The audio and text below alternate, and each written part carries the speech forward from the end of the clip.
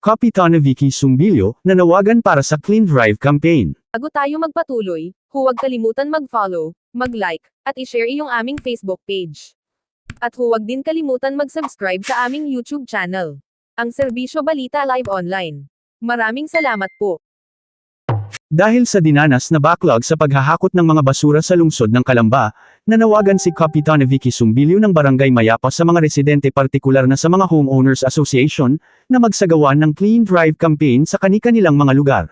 Pinayuhan din ng Kapitana na isaayos ang pag-iipon ng mga basura, at i-segregate ang mga ito upang mas lalong maging madali para sa mga maghahakot ng kanilang mga basura. Pinasimulan na ni Kapitana Vicky Sumbilyo ang paghahakot ng mga naipong basura sa pamamagitan ng lahat ng kawani ng barangay na pinangunahan naman ng kanilang barangay administrator. Ginamit na din ng barangay ang kanilang mga sasakyan para sa nasabing paghahakot sa mga basura.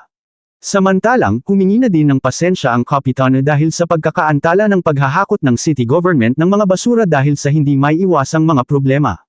Ganun pa man, pinaalalahanan pa din ni Kapitana Vicky Sumbilyo ang kanyang mga kabarangay na pairalan ng disiplina sa pagsaayos at pagtatapon ng kanilang basura, upang mas maging malinis tingnan ang bawat lugar sa kanilang barangay. Ito si Ian Almario, ang AI reporter ng Serbisyo Balita, nag-uulat mula dito sa Silid Balitaan ng DZSB, ang himpilan ng katotohanan at paglilingkod.